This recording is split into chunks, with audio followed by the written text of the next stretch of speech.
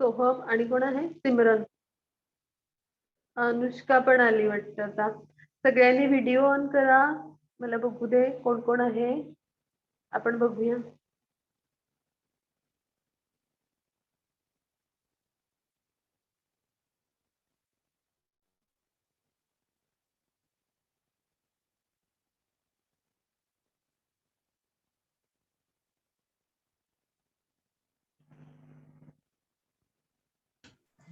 हरे कृष्ण माताजी.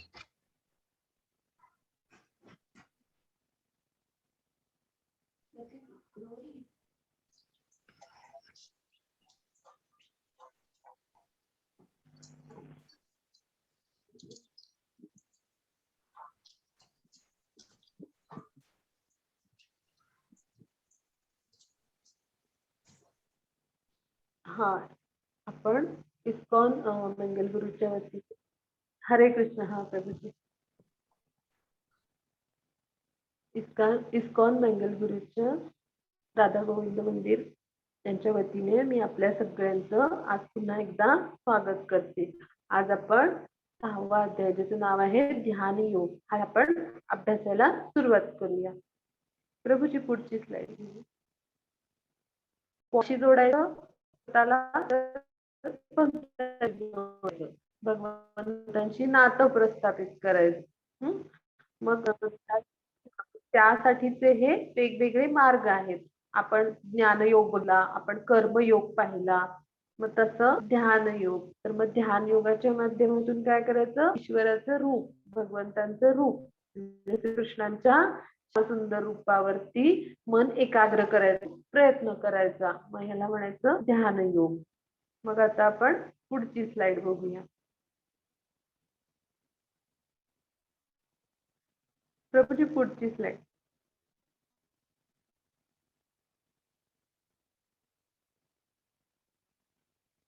ह्या ज्या वेगवेगळ्या पद्धती आपल्याला सांगितल्या, तर योग वेगवेगळ्या प्रकारचे आहेत, म्हणजे ईश्वराशी नातं जोडायचे.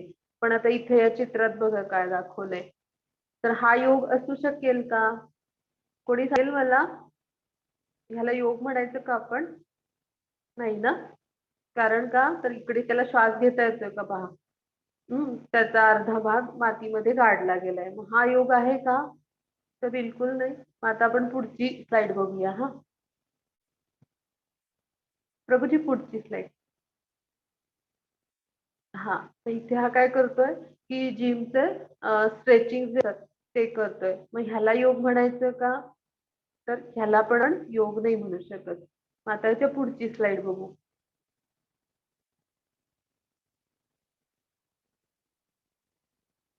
प्रभूजी याच्या पुढची स्लाइड.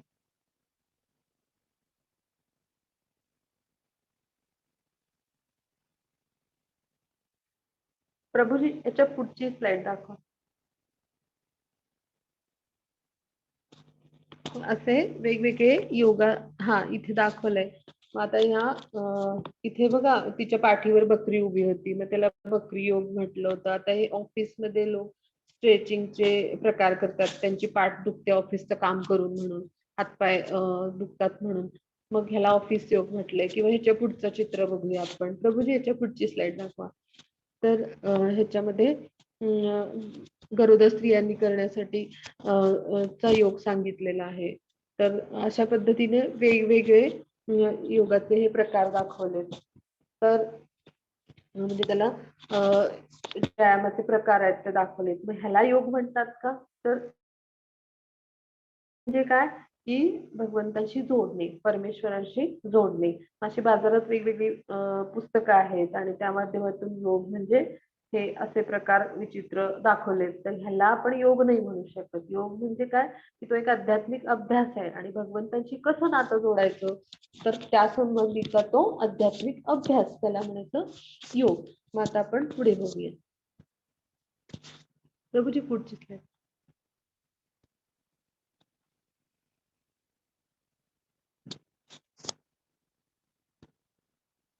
हा, मग ही वेगवेगळी अशी चित्र दाखवली.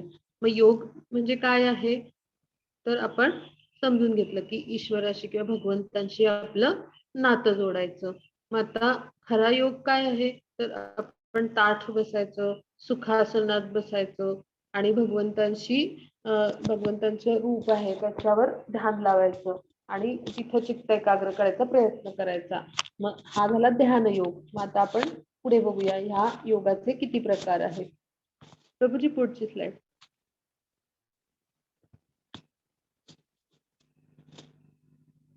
हा, मग आता भगवंताशी आपण 8 वेगवेगळ्या प्रकारे जोडले जाऊ शकतो. मग ते कोणते? तर आपण हे 8 प्रकार समजून घ्या. यम, नियम, आसन, प्राणायाम, प्रत्याहार, धारणा, ध्यान आणि समाधी. हे 8 प्रकारे आपण भगवंतांशी जोडले जाऊ शकतो. मग यम म्हणजे काय, की आपली जी नैतिक मूल्य आहेत, म्हणजे आपण समाजात कसं वागायचं, कसं बोलायचं, कसं संयमित स्वतः राहून आपलं आचरण करायचं, ह्याला म्हणायचं यम. यम म्हणजे काय, की आपलं वैयक्तिक आचरण कसं पाहिजे. म्हणजे मी सकाळी लवकर ब्रह्ममुहूर्तावर उठेन, मग 4 माला जप करेन, मग नंतर मी मंगल आरती अटेंड करेन, नंतर मी माझं सगळं आवरून मग मी शाळेला जाईन. म्हणजे असं जे दिवसभराचं आपलं जे वैयक्तिक आचरण असतं आपण ठरवलेलं, तर ह्याला म्हणायचं नियम.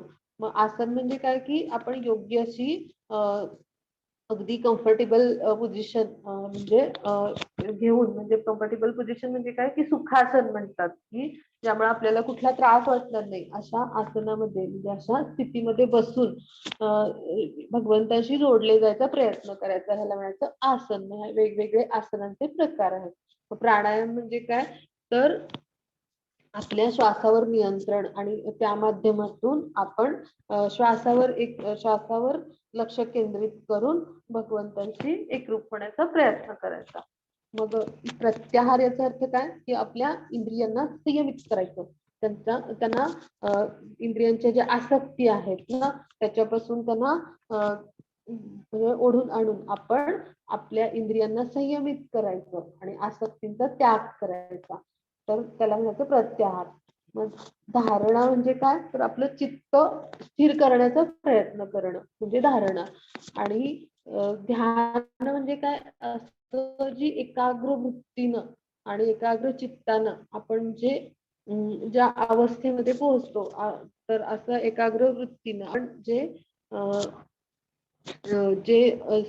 ज्या स्थितीत आपण राहतो त्याला म्हणायचं ध्यान. आणि असं जेव्हा ध्यान आपण करायला लागतो, तेव्हा त्याच्या पुढची अवस्था म्हणजे संपूर्णपणे एकाग्र होऊन भगवंतावरती आपण आपलं मन बुद्धी सगळं स्थिर करतो, त्यावेळेला त्याला म्हणायचं समाधी अवस्था. मग अशा 8 प्रकारे आपल्याला भगवंताशी जोडता येऊ शकतं. मग आता आपल्याला कलियुगात हे शक्य आहे का, आपलं मन असं एकाग्र करणं शक्य आहे का, कोण सांगू शकेल का? सोहम, सांगता येईल तुला, आपल्याला एकाग्र मन करता येईल आता?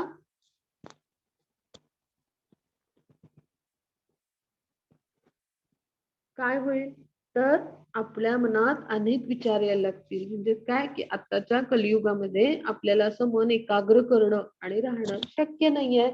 मग आपण काय करू शकतो, तर आपण नामजप करू शकतो. म्हणजे काय, आपण तोंडाने देवाचं पवित्र असं नाम घेऊ शकतो. मग आता आपण वेगवेगळे प्रकार बघितले, की भगवंतांशी कसे जोडले जायचं, तर ते आपण पुढच्या स्लाइड मध्ये बघूया. प्रभूजी पुढची स्लाइड.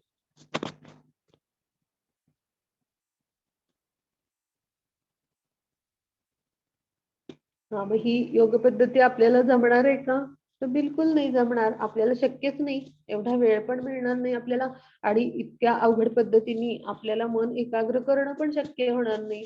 मग सोपं काय आहे ते आपण अभ्यासूया. आता आपण पुढची स्लाइड बघू.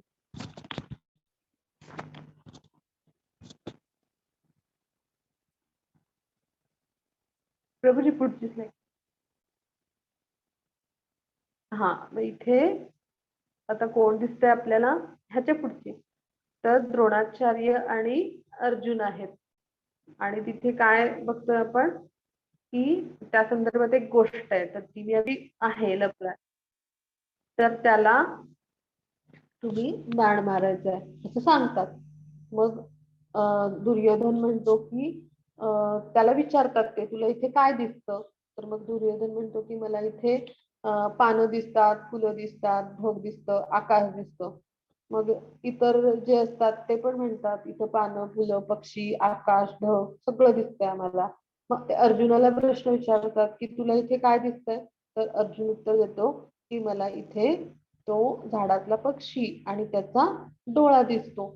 म्हटल्यावरती द्रोणाचार्यांना खूप आनंद होतो. म्हणजे काय, अर्जुन पूर्ण एकाग्र चित्त करतो त्या पक्षावरती आणि त्याच्या डोळ्यावरती आणि बरोबर तिकडे बाण मारतो. मग अशा प्रकारे त्यानं खूप चांगल्या प्रकारे त्याचं एकाग्र असं मन केलं होतं आणि म्हणून तो खूप चांगला यशस्वी असा योद्धा झाला किंवा धनुर्धर झाला. का तर तो एकाग्र चित्तानं त्यानं प्रत्येक विद्या आत्मसात करताना एकाग्र चित्ताने विद्याभ्यास केला होता आणि त्यामुळे त्याला खूप चांगलं यश मिळालं. मग असं आपल्याला एकाग्रचित्त करायचं असेल तर काय करायला लागेल ते आपण पुढे अभ्यासूया. त्याच्या पुढची स्लाइड.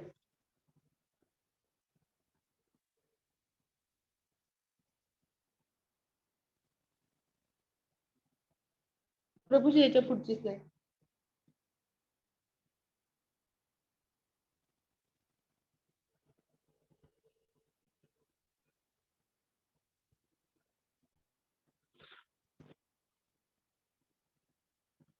प्रभूजी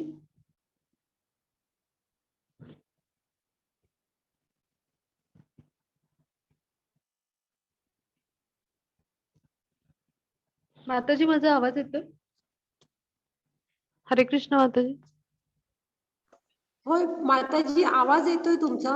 प्रभूजी हा पण ऑनलाईन आहेत पण हा बघूया अजून थोडं. स्लाइड शेअरिंग होत नाहीये, बघूया आपण. हा. मग अशाच प्रकारे अजून कुठे आपण बघितलं होतं की अर्जुन खूप उत्तम धनुर्धर होते. तर द्रौपदीचं जे स्वयंवर होतं त्यावेळेला पण आपण पाहिलं होतं की तिथे काय अट होती द्रौपदीने घातली होती. तर वरती जो मासा फिरत होता त्याला खाली जे पात्र होतं त्याच्यामध्ये पाणी होतं. तर त्या पाण्यामध्ये जे मासाचं प्रतिबिंब उमटलं होतं ना त्याच्याकडे पाहायचं आणि वरती फिरणाऱ्या माशाला बाण मारायचा. मग अर्जुनांनी उत्तम मन एकाग्र करण्याचा आणि चित्त एकाग्र करण्याचा अभ्यास केलेला होता. त्यामुळे काय झालं की अर्जुनांना ती जी अट होती द्रौपदींनी घातलेली ती जिंकता आली आणि अशा प्रकारे त्यांनी स्वयंवरामध्ये ती अट होती ती पूर्ण केली आणि त्यामुळं त्यांचा द्रौपदींशी विवाह झाला. तर हे आपण अभ्यासलं होतं. अशा पद्धतीने अर्जुन हे एक उत्तम असे धनुर्धर किंवा योद्धे बनले होते. मन एकाग्र करण्याचा किंवा त्यांचं मन नियंत्रित ठेवण्याचा त्यांनी खूप उत्तम अभ्यास केलेला होता आणि त्यामुळेच त्यांना शक्य झालं होतं. मग ह्यासाठी आपण काय करायचंय तर भगवंतांच्या पवित्र नामाचा जप करायचा. म्हणजे काय होतं त्यांनी आपलं मन एकाग्र व्हायला लागतं, आपलं चित्त स्थिर व्हायला लागतं आणि अशा प्रकारे आपल्याला पण प्रत्येक गोष्टीत यश मिळायला लागतं. आता आपण ह्याच्या पुढची स्लाइड पाहूया.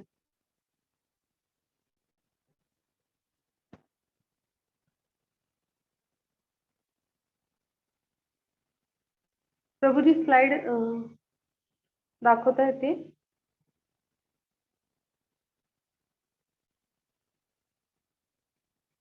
मग आता हे जे मन आहे ते आपण कसं एकाग्र करायचं किंवा कसं एका जागी स्थिर करायचं हे आपण अभ्यासूया. तर आपण वेगवेगळे योग अभ्यासले होते की कर्मयोग म्हणजे काय. तर आपण कुठल्याही फळाची अपेक्षा न करता निष्काम कर्म करायचा प्रयत्न करायचा. मग आपण त्यानंतर अभ्यासलं होतं की ज्ञानयोग म्हणजे काय. तर आपण भरपूर ज्ञान संपादन करायचं की जे वेद पुराणांमध्ये दिलेलं आहे किंवा आता ही भगवद्गीता आहे. तर असं ज्ञानाने आपण ते ज्ञान मिळवायचं आणि तसं आचरण करायचं. मग ह्याला भरपूर वेळ लागणार, अनेक लाखो वर्ष लागणार. कारण जे आपण वाचतोय ते ग्रहण करायचं, समजून घ्यायचं आणि मग आपण तसं आचरण करायचं.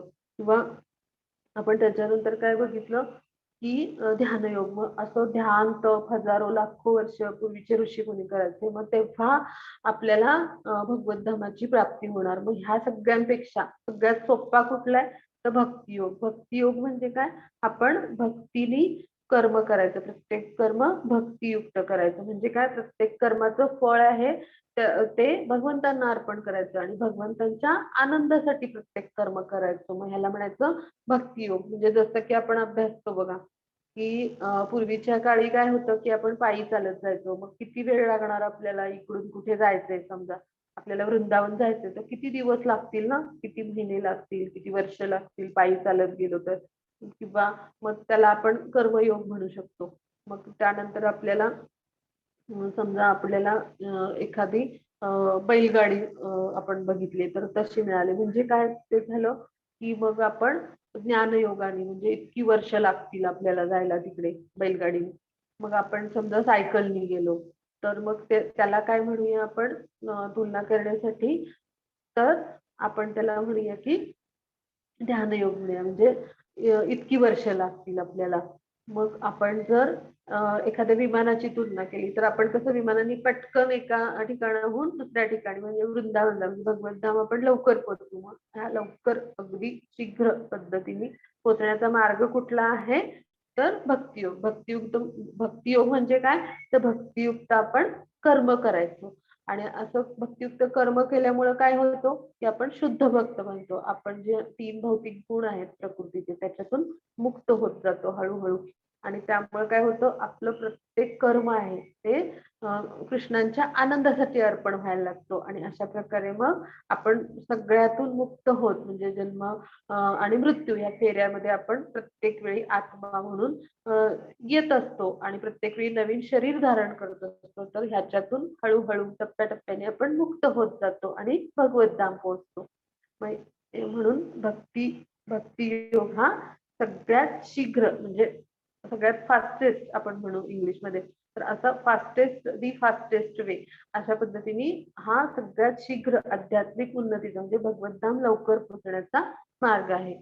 मग ह्यासाठी काय करायचे प्रयत्न, तर आपण भगवंतांच्या पवित्र नामाचा असा जप करायचा. आता आपण ह्याच्या पुढची स्लाइड बघू. प्रभूजी स्लाइड दाखवता येते? हरे कृष्ण. हरे कृष्ण.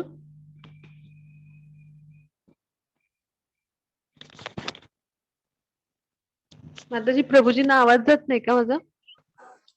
आम्हाला येतोय माताजी तुमचा आवाज.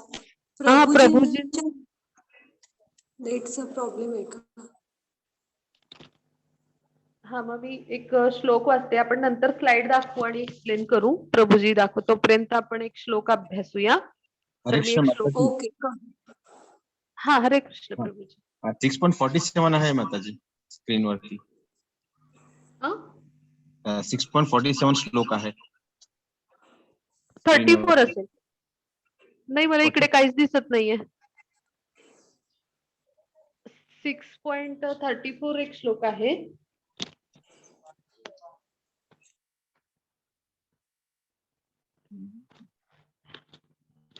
मी वाचते तोपर्यंत ग्रंथातून.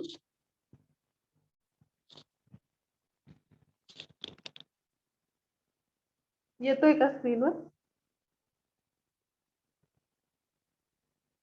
नाही, ह्याच्या आधीचे स्लाइड.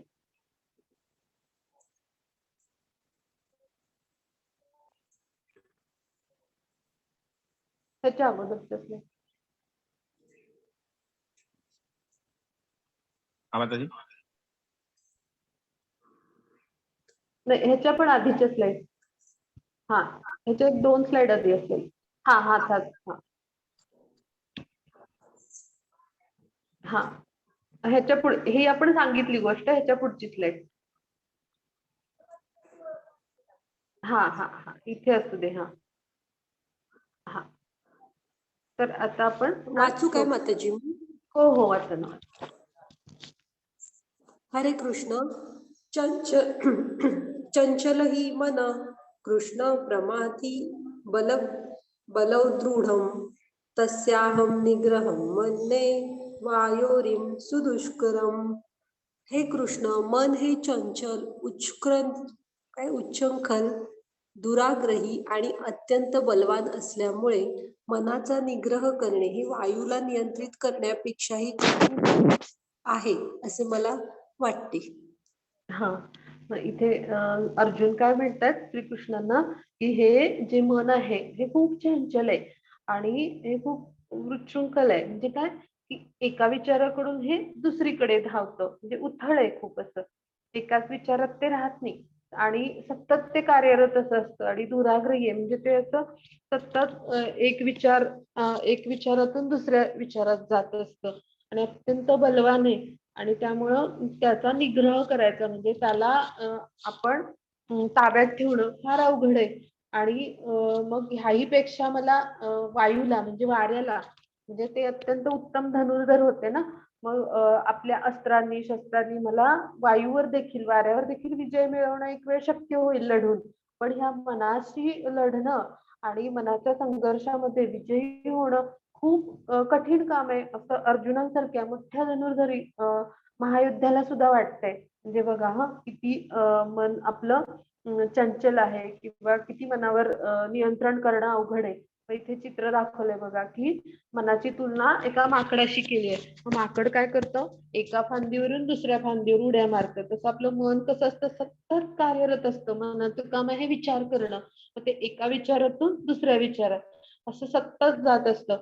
आणि मनाचं काय असतं की ते एका जागी स्थिर नसतं. जसं माकड कसं एका ठिकाणी स्थिर नाही बसत, तसं मन पण एका ठिकाणी स्थिर नसतं. आणि मग ते काय करतं की त्याला खूप सारे ते विचार करतं, खूप सारे इच्छा करतं आणि मग ते कधीही समाधानी होत नसतं.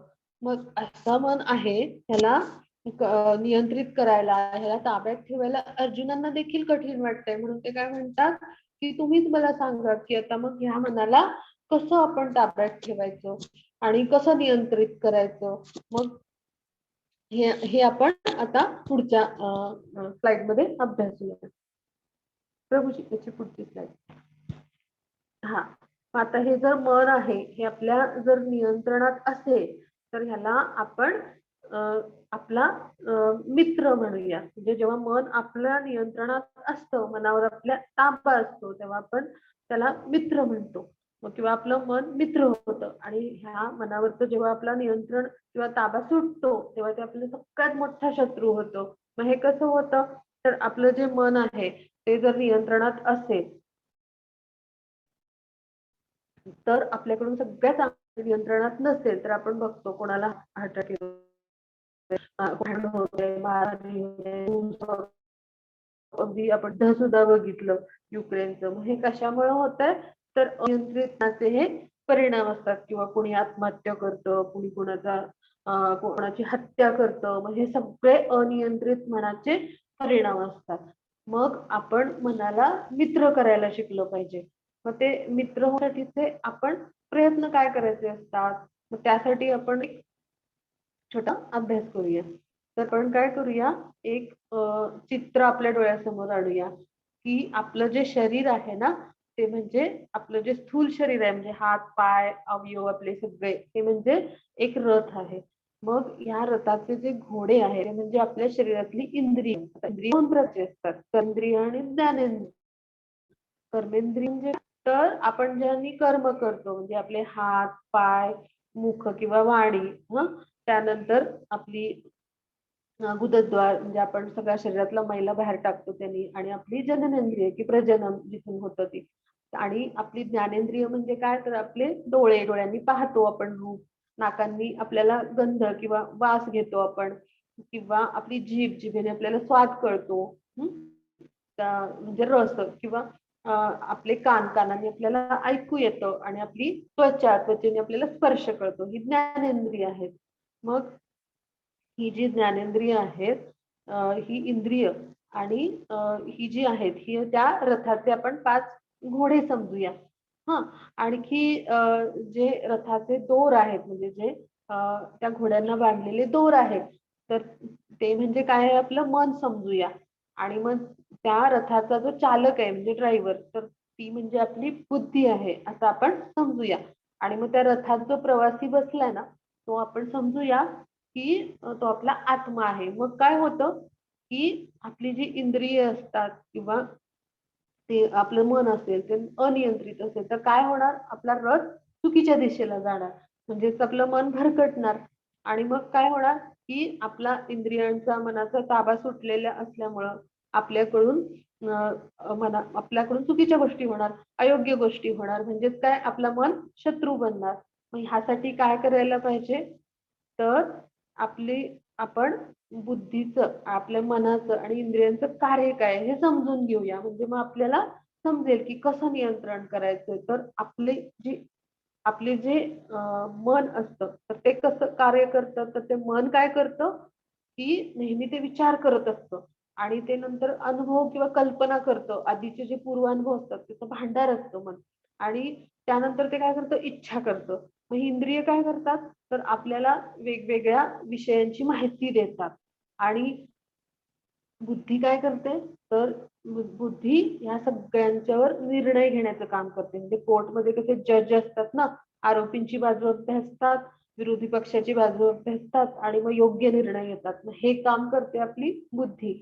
मग काय होतं की आपलं इंद्रिय काम करत असतात, म्हणजे काय करतात, तर वेगवेगळ्या विषयांकडे ती आकर्षित होतात. म्हणजे आता एक उदाहरण घेऊ की आपण रस्त्याने चाललोय, मग आपल्याला एक आईस्क्रीमचं दुकान लागलं. मग आपल्या डोळ्यांनी ते पाहिलं, मग डोळे आपले तिकडे आकर्षित झाले की अरे वा, छान आईस्क्रीमचं दुकान दिसतंय इकडे. असं मग आपल्या मनानं लगेच विचार केला की आधी मी आईस्क्रीम खाल्लं होतं, मग तिच्या छान छान चवी होत्या, वेगवेगळे फ्लेवर्स होते, वेगवेगळे टाईप्स होते. मग त्याचं कोन आईस्क्रीम होतं, बार आईस्क्रीम होतं, असं वेगवेगळं आपल्याला त्याचे स्वाद, चव त्याची गोड होती हे आठवलं. मग लगेच मनाला इच्छा होणार आपल्या, की मनाने इच्छा केली आपल्या की मला हे आईस्क्रीम खायचंय म्हणून आणि मला आनंद घ्यायचा आहे. मग मन ते आपल्या बुद्धीला सांगते. मग बुद्धी काय निर्णय घेते, की ठीक आहे, मग आता आपण आईस्क्रीम खायचंय. तर मग बुद्धी आपल्या पायांना निर्णय देते की त्या दुकानाकडे जाऊया आणि आपल्या हातांना निर्णय देते की खरेदी करूया. म्हणजेच काय करते, की बुद्धी आपल्या मन आणि इंद्रियांच्या वरती अनुशासन करते, नियंत्रण करते. मग जर बुद्धी आपली कमजोर झाली तर काय होईल, आपली इंद्रिय आणि मन आपल्या ताब्यात राहणार नाही. मग बुद्धी जर आपल्याला सशक्त बनवायची, बलवान बनवायची, तर आपल्याला काय करायला लागेल, तर बुद्धीसाठी योग्य असं खाद्य द्यायला लागेल. मग ते कोणतं आहे, तर आपण ज्या पवित्र ग्रंथांचा अभ्यास करतो, भगवद्गीता किंवा आपण हे मंत्र, हे श्लोक जे अभ्यासतोय, आणि बुद्धीचं दुसरं खाद्य कोणतं आहे किंवा अन्न कोणतं आहे, तर बुद्धीचं दुसरं अन्न आहे हा पवित्र अशा महामंत्राचा जप. मग हा जर आपण जप केला तर काय होणार, की आपली बुद्धी आहे ती सशक्त, बलवान होणार. आणि त्यामुळं काय होणार, की आपली बुद्धी जर अत्यंत सशक्त, बलवान झाली, तर त्यामुळं ती आपल्या मनाला आणि आपल्या इंद्रियांना ताब्यात ठेवणार आणि त्यामुळे काय होणार, आपल्या आत्म्याचा प्रवास सुखाचा होणार.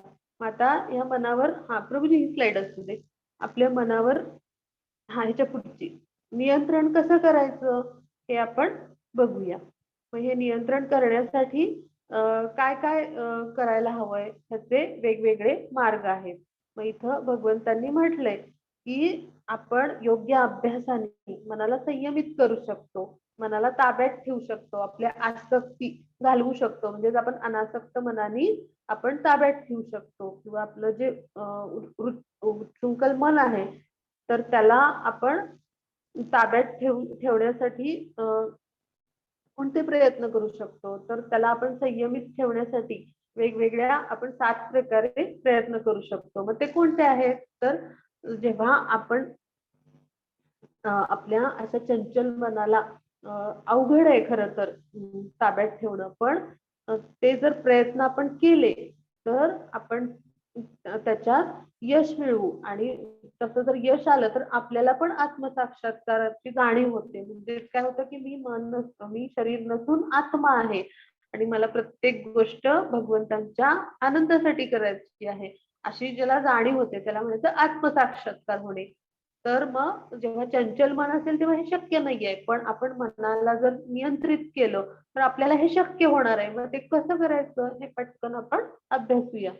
तर आपण 7 प्रकारे करू शकतो. मग पहिल्यांदा काय, की आपण चांगल्या संगतीत राहायचं. म्हणजे काय, की जे चांगले लोक आहेत त्यांच्या संगतीत राहायचं. मग समजा आपण दारुड्याची संगत केली एखाद्या व्यक्तीने, तर तो पण दारू प्यायला लागेल की नाही, किंवा आपण जर एखाद्या चोरी करणाऱ्या मित्रासोबत राहिलो तर आपल्याला पण चोरी करायला शिकता येईल आणि आपण पण चोरी करायची इच्छा निर्माण होईल. मग जर आपण भगवंतांची संगत केली म्हणजे काय भगवंतांचं पवित्र नाम घेतलं तर नामामध्ये भगवंत असतात. मग त्यांनी सांगितलं मी कलियुगामध्ये माझ्या नामामध्येच मी आहे. तर मग आपण पण भगवंतांसारखे सदाचारी म्हणजे चांगल्या वृत्तीचे बनू आणि मग आपल्यामध्ये पण भगवंतांचे सगळे गुण येतील आणि मग आपण सगळ्यांचे आवडते होऊ कारण आपल्याला सगळ्यांचे आवडते व्हायला आवडतं हो की नाही. मग आवडते व्यक्ती जे असतात ते कसे असतात नम्र असतात आणि अत्यंत सदाचारी असतात मग तसे होऊ आपण आणि सगळ्या पापांपासून मुक्त होऊ. मग दुसरा प्रयत्न काय करू शकतो की आपण पवित्र महामंत्राचा जप करायचा. आता आपण जर सूर्यामध्ये सूर्याच्या किरणामध्ये म्हणजे उन्हात गेलो तर आपल्याला आपण सूर्यदेवाची संगत करतो म्हणजे काय की उन्हामुळे आपलं अंग तापतं गरम होतं आपल्याला घाम येतो उकडतो म्हणजेच आपण सूर्यदेवाची संगत केली झालं. मग तसं आपण जर भगवंतांच्या पवित्र नामाची संगत केली म्हणजे नामजप केला महामंत्र कृष्ण मंत्र म्हणला तर काय होणार की आपणाला भगवंतांची संगत केली असं होणार. आपण भगवंतांचा संग करणार कारण ते अत्यंत सर्व शक्तिमान आहेत. मग जिथं त्यांचं नाम आपण घेतो तिथं ते उपस्थितच होतात. मग त्यांच्या सोबत जर राहिलो तर आपण सगळ्या ह्या जन्ममृत्यूच्या फेऱ्यातून मुक्त होणार आणि आपली सगळ्या पापातून सुद्धा मुक्ती होणार. मग आता आपण तिसरं काय करू शकतो की आपली इंद्रिय आहेत त्यांना आपण भगवंतांच्या कार्यामध्ये म्हणजे आपल्या मनाला इंद्रियांना गुंतवून ठेवू शकतो. म्हणजे काय भगवंतांच्या सेवेमध्ये म्हणजे काय भक्तियुक्त कर्म करायचं प्रत्येक कृती आहे ती भगवंतांच्या आनंदासाठी करायची. अशा प्रकारे आपलं मन जर चुकीच्या गोष्टींकडे जात असेल तर त्यांना ओढून आणण्याचा आपण सराव करू शकतो आणि भगवंतांच्या आनंदासाठी प्रत्येक कृती करायची. किंवा आपण काय करू शकतो की भगवंतांच्या सेवेमध्ये गुंतवू शकतो स्वतःच्या मनाला म्हणजे आपण सेवेमध्ये म्हणजे काय की आपल्या शेजारी जवळपास एखादं मंदिर असेल तर तिथे आपण वेगवेगळ्या सेवा देऊ शकतो जाऊन किंवा आपल्या घरामध्ये सुद्धा देवघर असतं तर तिथे आपण देवपूजेसाठी भगवंतांच्या सेवेसाठी घरातल्या लोकांना मदत करू शकतो. असं आपण वेगवेगळ्या कार्यामध्ये आपल्या मनाला आणि इंद्रियांना गुंतवून ठेवू शकतो. किंवा आपण वेगवेगळे हे पवित्र मंत्र आहेत गीता किंवा गीता आहे पवित्र ग्रंथ भागवत आहेत ह्याच्यातील श्लोक मंत्र अभ्यासायचे ह्याच्याद्वारे जे ज्ञान आहे ह्याच्यामुळे आपली बुद्धी बलवान बनून आपण मनाचं नियंत्रण करू शकतो.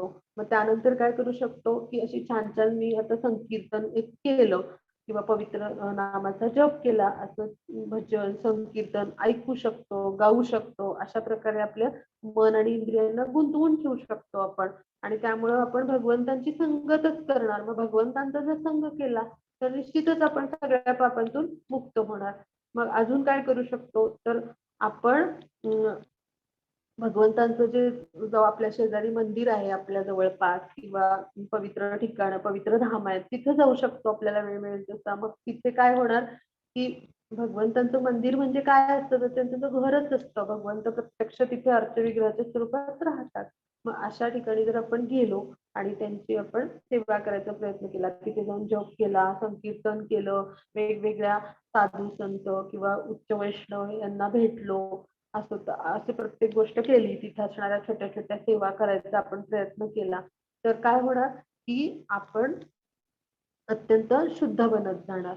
मग अशा प्रकारे मनाला आपण वेगवेगळ्या प्रकारे नियंत्रित करू शकतो.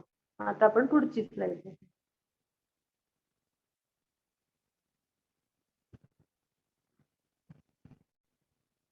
मग या अन्य सगळ्या योगांपेक्षा आपल्याला भक्ती योग आहे हा अत्यंत म्हणजे काय सांगितलंय की सगळ्यात सोपा आणि चांगला मार्ग आहे की ज्यामुळे आपण भक्तियुक्त कर्म करून लवकरात लवकर भगवंताची कृपा संपादन करू शकतो आणि भगवंता जाऊ शकतो. आता पुढची स्लाइड बघू आपण. हा मग मगाशी मी सांगितलं ती ही स्लाइड आहे की कर्मयोगापेक्षा ज्ञानयोगापेक्षा आणि अष्टांग योग आहेत हे वेगवेगळे आपण बघितले त्या योगांपेक्षा सुद्धा भक्तियोग हा सगळ्यात म्हणजे सोपा आणि सगळ्यात लवकर म्हणजे शीघ्र उन्नती किंवा असा सगळ्यात लवकर आपल्याला भगवंतांच्या ची कृपा संपादन करता येईल असा मार्ग आहे. त्याच्या पुढची स्लाइड बघू. हा, मग आता ह्या ज्या गोपी होत्या ना, याच्यात सांगितलंय, तर ह्या गोपी होत्या, त्यांची खूप श्रद्धा होती श्रीकृष्णावर, त्यांचं खूप प्रेम होतं आणि त्या प्रत्येक गोष्टी होत्या त्या श्रीकृष्णांच्या आनंदासाठी करायच्या आणि त्यांची सेवा करायच्या. कोणी हार करून आणायचं, कोणी भगवंतांसाठी छान छान वस्त्र घेऊन यायचं, कोणी भगवंतांच्यासाठी छान फळं घेऊन यायचं, असं प्रत्येक जण सेवा करायची. मग श्रीकृष्ण खेळून दमले की बलरामजी त्यांचे पाय दाबायचे. मग असं किंवा त्यांनी जे डबा आणला आहे तर ते त्याच्यातले प्रत्येक ह्याची चव ते श्रीकृष्णांना घ्यायला द्यायचे. मग ह्या गोपी होत्या, यांनी ह्या श्रीकृष्णांच्यावर खूप प्रेम करायच्या आणि त्यांची खूप श्रद्धा होती श्रीकृष्णांच्यावर आणि त्या प्रत्येक वेळी फक्त श्रीकृष्णांच्या आनंदाचा विचार करायच्या. इथे हे रासलीलेचं चित्र दाखवलं. तर ह्याच्यातून आपल्याला काय ह्या चित्रातून आपण काय समजून घ्यायचं, अशी आपली अगदी दृढ श्रद्धा असेल आणि आपल्यावर भगवंतांच्यावर आपला विश्वास असेल तर निश्चितच आपण आपलं भगवंतांशी खूप चांगलं नातं किंवा म्हणजे योग निर्माण होतो किंवा योगयुक्त असतो तो, असं या इथे एक वाक्य आहे माझ्यामध्ये, पूर्णपणे योगयुक्त असतो. याचा अर्थ काय की तो पूर्णपणे भगवंतांशी जोडलेला असतो. मग तो सर्वश्रेष्ठ योगी म्हणजे काय, तो भगवंतांशी चांगल्या पद्धतीने जोडलाय, पूर्ण श्रद्धेने, पूर्ण शरण जाऊन, पूर्ण विश्वासाने. प्रत्येक गोष्ट म्हणजे भक्तियुक्त कर्मच आहे. भगवंताविषयी जे प्रेम आहे त्या प्रेमापोटी तो प्रत्येक गोष्ट भगवंतांची सेवा म्हणून करतोय. असा जो असतो त्याला योगी असं म्हणतात, म्हणजे तो शुद्ध भक्त असतो. अशा गोपी होत्या ह्या शुद्ध भक्त होत्या. आता आपण पुढचा स्लाइड बघू. प्रभूची पुढची स्लाइड. हा, ही मगाशी स्लाइड आहे. योग म्हणजे काय तर भगवंतांशी जोडले जाणे. योगाचे प्रकार बघितले आपण वेगवेगळे. हे सांगितलंय प्रभूजी. हा, मग आपण हे रिव्हिजन मधली स्लाइड आहे. आपण सत्ययुगात ध्यानाद्वारे जोडले जायचो, त्रेतायुगात अग्नियज्ञ करायचो, द्वापारयुगात पूजा, मंदिर पूजा केल्या आणि कलियुगात आपण भगवंतांचं सर्वश्रेष्ठ असं पवित्र नाम घ्यायचं. पुढची स्लाइड.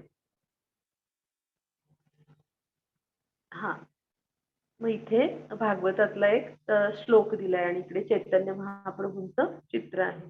इथे हा जो श्लोक आहे ना, हा आपण वाचूया.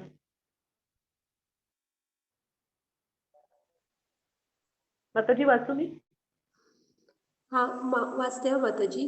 हा. कृते यद्यतो विष्णु त्रेतायां यजते मखेहा द्वापारे परिचर्यायां कलो तद्धरी कीर्तनात. हे राजन, सत्ययुगात विष्णूचे ध्यान करून, त्रेतायुगात यज्ञ करून आणि द्वापार युगात परमेश्वराच्या चरण कमळांची सेवा केल्यास जे फळ येते तेच फळ कलियुगात फक्त हरे कृष्ण महामंत्राचे कीर्तन केल्यास प्राप्त होते. श्रीमद भागवतम 12.3. हा, मग इथे भागवत, श्रीमद भागवत हा पवित्र जो ग्रंथ आहे की जो व्यासांनी लिहिलाय, तर त्याच्यामध्ये 12व्या स्कंदाच्या 3ऱ्या अध्यायातला हा 52वा श्लोक आहे. तर ह्याच्यात सांगितलंय, त्यांनी लिहिलंय की व्यासमुनी हे कोण होते, श्रीकृष्णांचे शक्तावेश अवतार होते. म्हणजे श्रीकृष्णांची शक्ती होती त्यांच्यामध्ये, त्यांना दृष्टी होती, दिव्य दृष्टी, आणि त्यांनी त्यामुळं हा श्रीकृष्णांच्या वेगवेगळ्या लीला वर्णन ह्याच्यात केलंय. आणि ते तिन्ही युगातील म्हणजे तिन्ही काळातील ते वर्णन आहे. तर त्या दिव्य दृष्टीमुळं ते पाहू शकत होते आणि त्यामुळे त्यांनी ते वर्णन केले. मग प्रत्येक युगामध्ये कोणते कोणते भगवंतांशी जोडले जाण्याचे मार्ग होते, तर सत्ययुगामध्ये ध्यान करायला लागायचं, त्रेतायुगामध्ये यज्ञ केला आपण, द्वापार युगामध्ये भगवंतांच्या चरण कमलांची पूजा केली म्हणजे मंदिर पूजा केली. मग तेच फळ कशामुळे मिळतं, फक्त कलियुगामध्ये फक्त नाम घेतलं हरे कृष्ण, म्हणजे फक्त जप केला तर आपल्याला मिळतं. म्हणजे किती सोपं आहे पहा. मग हेच चैतन्य महाप्रभूंनी सांगितलं. सगळ्या जगभर प्रसार केला आणि भगवंतांचं नाम घ्यायला सांगितलं, कृष्णांचं नाव घ्यायला सांगितलं. आता आपण पुढच्या स्लाइड मध्ये जाऊया.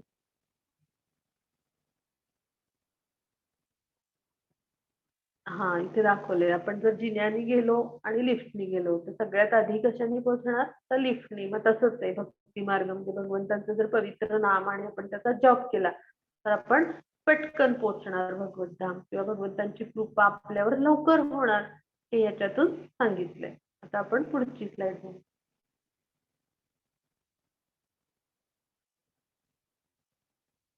हा, मग हे मंत्र म्हणजे काय सांगितलंय, तर आपल्या मनावर जो नियंत्रण करतो म्हणजे आपल्या मनाला तारणारा असा तो म्हणजे मंत्र. म्हणून ह्याला हरे कृष्ण मंत्र आपण म्हणतो. मंत्र म्हणजे काय, मनाला तारणारा, मनाला तारून नेणारा म्हणजे काय, मनाला ताकद देणारा म्हणजे काय, मनावर बुद्धीचं नियंत्रण ठेवणारा आणि मनाला योग्य ती ताकद देणारा म्हणजे तुमच्या मनावर नियंत्रण ठेवणारा. मग मनावर नियंत्रण कोण ठेवते, आपली बुद्धी ठेवते. मग बुद्धीचं अन्न काय आहे, तर श्लोक, मंत्र, असे पवित्र ग्रंथ आणि हा महामंत्र, म्हणून आपण तो करायचा. आता आपण मग त्यामुळे काय होणार, आपल्या मनावर आणि इंद्रियावरती नियंत्रण येणार. आता आपण पुढचं स्लाइड बघूया. हा, मग हा पंचतत्व महामंत्र सांगितलाय. तर का हा आपण का करायचा आधी, तर आपले हे जे पवित्र ज्ञान आहे हे गुरु शिष्य परंपरेने आले आपल्यापर्यंत. आणि मग हे येत असताना हे मोठे मोठे आचार्य आणि हे संन्यासी म्हणजे रूप श्रीकृष्णांचं जे होतं चैतन्य महाप्रभू, तर ते स्वतः श्रीकृष्णच होते आणि त्यांचे हे सगळे शिष्य होते. म्हणजे हे आचार्य म्हणून पण यांनी काम केलं. म्हणजे गुरु शिष्य परंपरेने हे जे आचार्य म्हणून आले तर ह्यांच्याविषयी कृतज्ञता आधी आपण व्यक्त करायची, त्यांचे आशीर्वाद घ्यायचे आणि ह्यासाठी आपण आधी पंचतत्व मंत्र म्हणायचा. हा, श्रीकृष्ण जय श्रीकृष्ण चैतन्य प्रभू नित्यानंद श्री अद्वैत गदाधर श्रीवासादी गौर भक्तवृंद असं म्हणायचं. आणि मग त्यानंतर आपण श्रीकृष्णांचा महामंत्र करायचा. पुढची स्लाइड.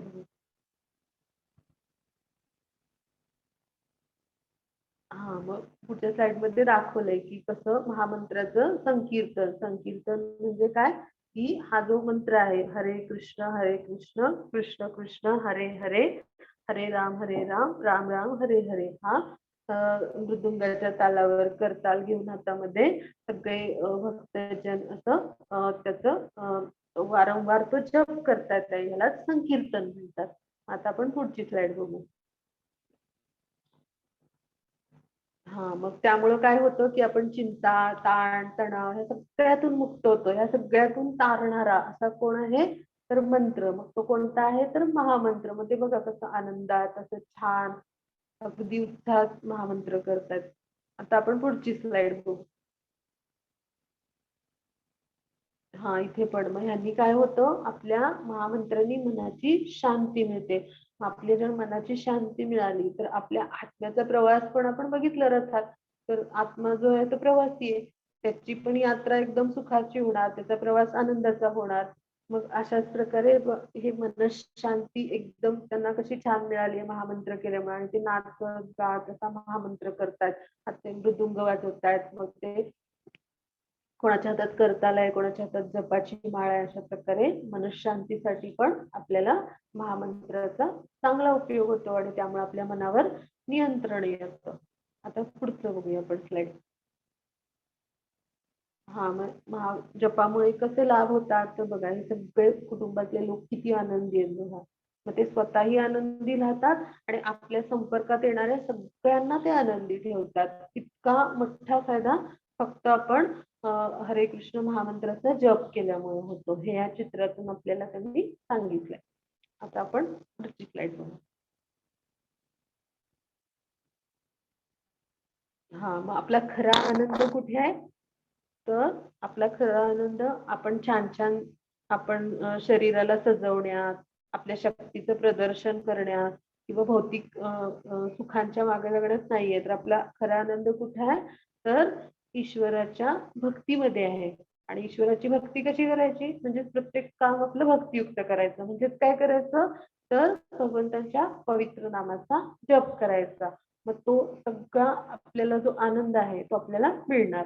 म्हणजे खऱ्या आनंदाचं रहस्य काय आहे, तर आपण भगवंतांचा पवित्र नामाचा जप करायचा, संकीर्तन करायचं. मग ते या चित्रात दाखवले आणि आपल्याला सांगितले की आपला खरा आनंद कशात आहे, तर भगवंतांच्या नामामध्ये आहे. आता आपण पुढे बघू. हा, मग आता भगवंतांचं असं पवित्र नाम घ्यायचं आहे, ह्याचं शास्त्रीय संदर्भ पाहिजेत की नाही. आताच्या काळात आपण बुद्धिप्रमाण्यवादी लोक आहोत, म्हणजे काय आपल्याला सगळे पुरावे लागतात. हा, म्हणजे विज्ञानात कसे पुरावे असतात तसे, मग त्याला शास्त्रीय आधार कुठले आहेत, तर आपण श्रीला प्रभुपादांचे ग्रंथ म्हणजे भगवद्गीता आहे, त्यांनी वेगवेगळे ग्रंथ लिहिलेले ते आहेत. अजून पुराणातले त्यांनी आधार पण सांगितलेले आहेत, तर ते आपण अभ्यासूया. त्या पुढची स्लाइड. हा, मग हा एक शास्त्र आधार सांगितलेला आहे की नारायण संहितेमध्ये सांगितलंय असं की कलीच्या युगात लोकांनी केवळ भगवंतांच्या नामाचा जप करावा. मग त्यातला हा श्लोक आहे. तर ह्या नारायण संहितेमध्ये असं सांगितलं की कलियुगामध्ये आपण जर भगवंतांच्या नामाचा जप केला तर आपल्याला प्रत्यक्ष भगवंतांची संगत केल्यासारखं होणार आहे. प्रत्यक्ष भगवंत तिथे आपल्यासोबत उपस्थित असणार आहे. आता पुढचं आपण बघूया संदर्भ. पुढचं, हा, इथे पण कली सत्प्रणा उपनिषद म्हणून एक आहे. तर हे उपनिषद जी आहेत वेगवेगळी, तर वेदांच्या पुढचा भाग म्हणजे वेदांत उपनिषद. तर त्याच्यामध्ये सांगितलंय की श्रेष्ठ असं अधिक साहित्य जे आहे, म्हणजे वैदिक म्हणजे ग्रंथ उपनिषद आहेत, ते सगळे घेतल्यावर काय लक्षात आलं की हरे कृष्ण नामाचा जप आहे तो इतर युगाच्या या युगासाठी सर्वात श्रेष्ठ आहे. म्हणजे काय, अन्य श्रेष्ठ धर्म नाही. या शब्दाचा अर्थ काय, म्हणजे सगळ्यात श्रेष्ठ असं काय आहे, तर हा युगाचं भगवंतांचं नाम म्हणजे कृष्णांचा जप करणं. तर पुढचं बघूया संदर्भ. हा, मग गीतेमध्ये भगवद्गीतेमध्ये आपल्याला त्याचा संदर्भ मिळते. ज्ञानाम जपयद असं म्हटलंय. तर हे 10व्या अध्यायाच्या 25व्या श्लोकात म्हटलंय. मग श्रीला प्रभुपाद यांनी ते आपल्याला त्यांची जी भगवद्गीता आहे त्याच्यामध्ये 10व्या अध्यायाच्या 25व्या श्लोकामध्ये आपल्याला त्याचं म्हणजे संदर्भ सांगलाय, म्हणजे त्याचं विश्लेषण दिलंय. तर त्यामुळे आपण काय करायचं, तर नेहमी भगवंतांच्या पवित्र नामाचा असा जप करायचा. तो कसा करायचा ते आपण अभ्यासूया. पुढची slide.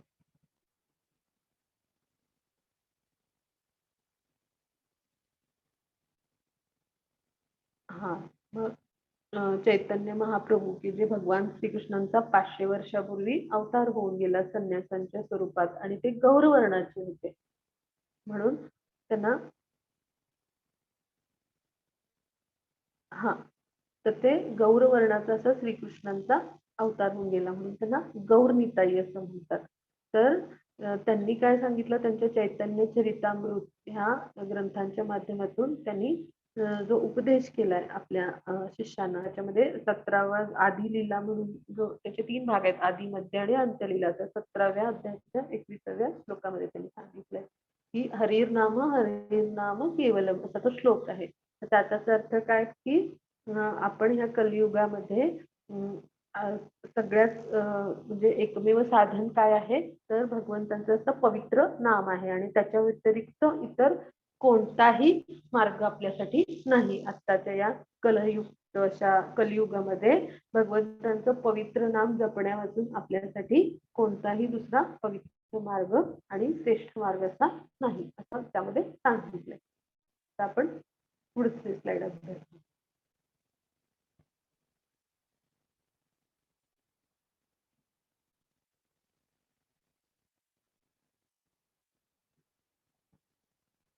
हा, मग ह्याच्यात पण चैतन्य महाप्रभूंनी सांगितलं की माझ्या पवित्र नामाचा जर जप केला तर आपण सगळ्या दोष जरी असले तरी आपण या दोषातून म्हणजे मुक्त होऊ शकतो. म्हणजे कलियुग आहे तर ह्याच्यामध्ये खूप सगळीकडे सगळ्या लोकांमध्ये दोष आहेत. सगळीकडे आपण बघतो की सगळीकडे असे प्रत्येक व्यक्ती किंवा आपल्या आजूबाजूच्या समाजातील व्यक्तीमध्ये सगळे दोषच जास्त आहेत. सगळ्या चुकीच्या कृतीच ते करतात. हिंसाचार वाढलाय किंवा सगळी पापकर्मच जास्त होत आहेत किंवा त्यांच्यामध्ये भांडणं वाढली, युद्ध होतंय असं आपण सगळं बघतोय. तरी पण ह्यामध्ये एक आपल्याला देवानं एक चांगलं असं काय दिलंय आपल्याकडे तर हरे कृष्ण त्यामुळे ह्या सगळ्या भौतिक बंधनातून आपण मुक्त होणार आणि भगवंताच्या दिव्य जगात म्हणजे कुठे भगवत धामी आपण जाणार म्हणजे उन्नत होऊ शकतो. याचा अर्थ काय की हळूहळू टप्प्याटप्प्याने आपण शुद्ध भक्त म्हणून भगवत धामी पोहोचू शकतो. पुढचं याच्यातलं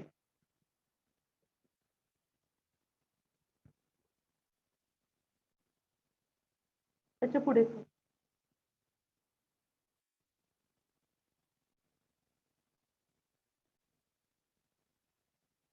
हा तर आपण आता हा नामजप कसा करायचा तर आपण नेहमी नामजप करण्यासाठी पहिल्यांदा तत्व मंत्राचा जप करायचा. त्यानंतर काय करायचं काय काय कसा जप करू शकतो हे आपण बघूया. त्याच्या पुढे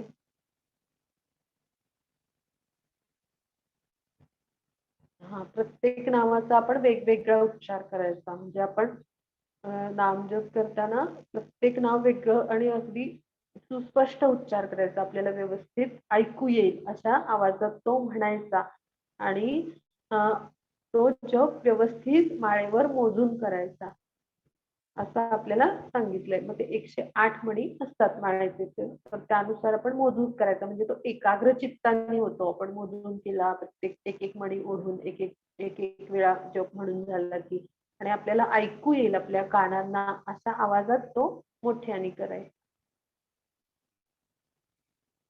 त्याच्या पुढची स्लाईड.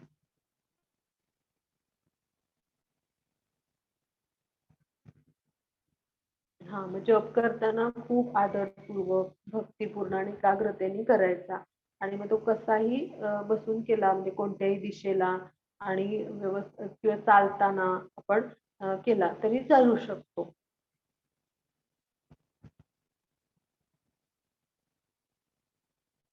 प्रभूजी याच्या पुढची स्लाईड.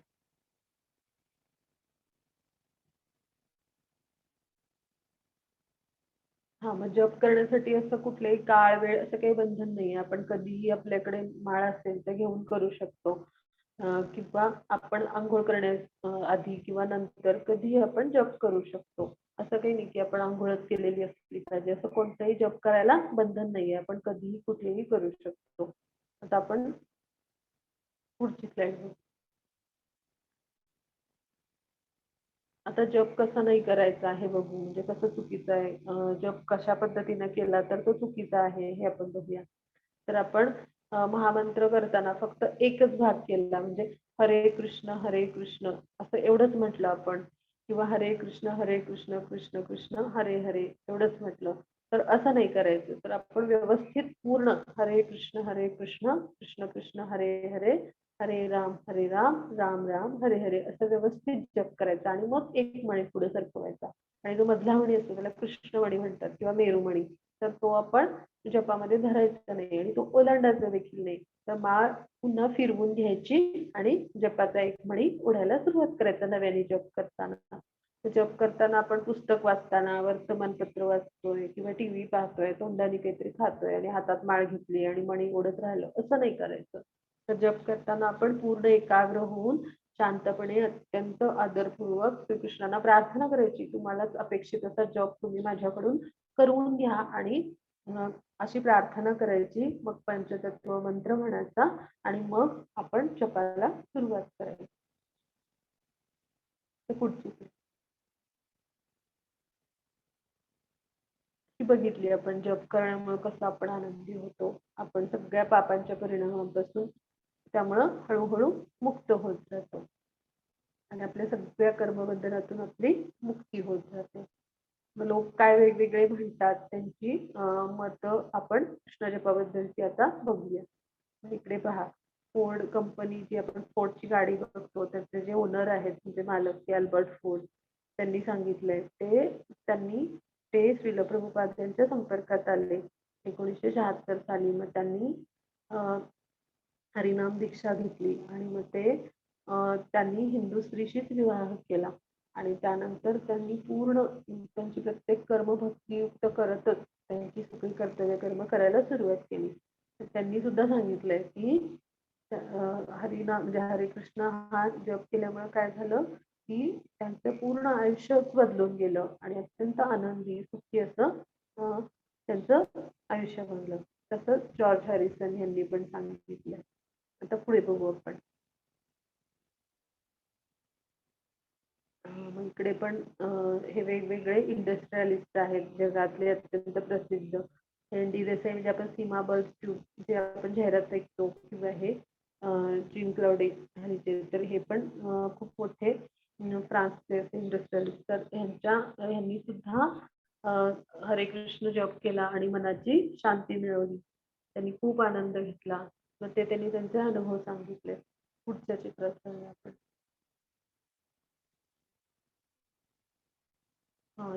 इथे पण दाखवलंय की इटलीचे हे मोठे फर्निचर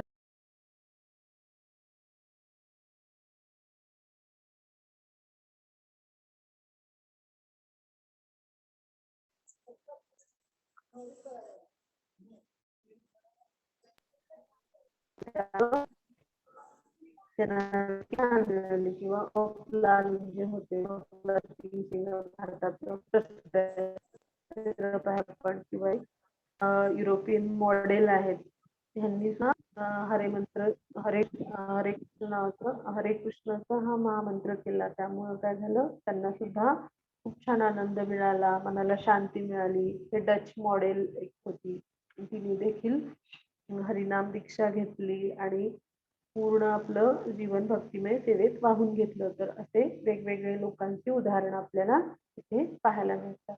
त्याच्या पुढच्या चित्रात पुढची स्लाइड. मग हे कार ऑफिसर आहेत तर त्यांनी पण त्यांचं आपलं मत दिलंय किंवा हे एक अभ्यास म्हणजे हे एक विचारवंत आहेत आणि हे अभ्यास सोशल सायन्सचे अभ्यासक आहेत. तर ह्यांनी पण महामंत्राचा त्यांना कसा फायदा मिळाला आणि कशा प्रकारे त्यांच्यामध्ये सत्वगुण वाढीला लागला, त्यांचं अज्ञान गेलं, ते सगळ्या ताणतणावातून मुक्त झाले हे इथे लिहिलंय पहा. अशा प्रकारे आपण पण महामंत्र केला तर आपलं पण सगळं मनातलं ताण, काळजी, भीती सगळं निघून जाणार आणि आपण पण आनंदी होणार आणि आपण भगवंतांचे सिद्ध भक्त बनणार. पुढची स्लाइड.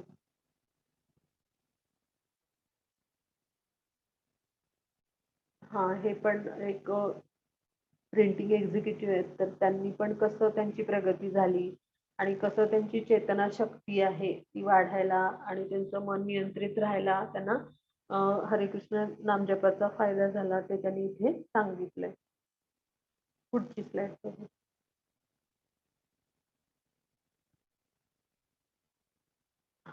इथे पण एक टोरंटोतील हेल्थ स्पाचे जे प्रमुख आहेत म्हणजे स्पॉन्सर करणारे त्यांचं चित्र आहे. तर ते देखील म्हणतात पहा की त्यांना महामंत्राचं चॅन्टिंग केल्यामुळे जप केल्यामुळं कशा प्रकारे त्यांना मनाची शांती मिळाली. किंवा इकडे पण ह्या लेडी दाखवल्यात ह्या पण सांगतात की त्यांना कसं की त्यांच्या मन शांत ठेवता येत नव्हतं, खूप त्यांना अस्वस्थ वाटायचं. मग त्यांना सुद्धा आपल्या मन शांत ठेवता यायला लागलं म्हणजे मनाची शांती मिळाली, आनंद मिळाला आणि हरे कृष्ण जपामुळं त्यांना खूप आनंदी राहता येऊ लागलं. मग इतके सगळ्यांना नामजपाचे असे फायदे मिळाले. मग आपण पण करूया ना नामजप सगळ्यांनी, करायचं ना? काय वाटतं आपल्याला? आता इकडे श्रीला प्रभुपादांनी सांगितलंय पहा की आपण जेव्हा लहान असतो त्यावेळेला आपण खूप निरागस असतो, आपल्याला कोणत्याही वाईट सवयी नसतात. पण आपण जेव्हा मोठे होतो तेव्हा आपण वेगवेगळ्या लोकांच्या संपर्कात येतो आणि मग आपल्याला एखादी वाईट सवय लागू शकते. कोण खूप वेळ टीव्हीच बघतं, कोण खूप पदार्थ खातच राहतं, कोण खेळत खेळत राहतो, कोण मैदानातून घरी लवकर येतच नाही, कोण अभ्यासच पूर्ण करत नाही, होमवर्क करत नाही. किंवा कोण जास्त वेळ झोपूनच राहतो, अशा सगळ्या आपल्याला सवयी लागतात. किंवा आपण खोटे बोलतो, असं मग खूप अस्वच्छ राहतो, अशा वेगवेगळ्या सवयी. पण आपण जर चांगल्या लोकांच्या संगतीत म्हणजे भक्तांच्या संगतीत राहिलो किंवा जे भक्तियुक्त सेवा करतायत, भगवंताची सेवा करतायत, अशा साधू म्हणजे जे चांगले उत्तम साधक आहेत, चांगले सेंटली पर्सन्स म्हटले म्हणजे की जे भक्तियुक्त कर्म करतात, आपली रोजची नियत कर्तव्य करत, अशा लोकांच्या आपण संगतीत राहिलो, अशा मित्रमैत्रिणींच्या संगतीत राहिलो आणि भगवंतांचं आपण नाव घेतलं आणि भगवंतांची संग केला, तर काय होणार की हळूहळू आपल्या सगळ्या सवयी निघून जाणार, सुटून जाणार. आणि मग ह्यालाच काय म्हणायचं, अनर्थ निवारण म्हणायचं. की अनर्थ निवारण म्हणजे काय, giving up all unwanted bad habits, हे आपल्या निघून जाणार. ह्याला श्रील प्रभुपाद यांनी अनर्थ निवारण, आपलं पण अनर्थ निवारण असं होत जाणार आणि आपण हळूहळू भक्ती मार्गावर जात राहू, तर ते आपण शुद्ध भक्त बनत राहणार. आता आपण पुढची स्लाइड. अशा प्रकारे आपण रोज न चुकता पवित्र नाम जे आहे कृष्णांचं, त्याचा जप करायचा आणि आपण पण आनंदी राहायचे सगळे प्रयत्न करायचे. मग करणार ना आपण सगळे? काय काय वाटतं सोहम, काय वाटतं तुला, करायचा ना जप आपण? सिमरन, प्रिया,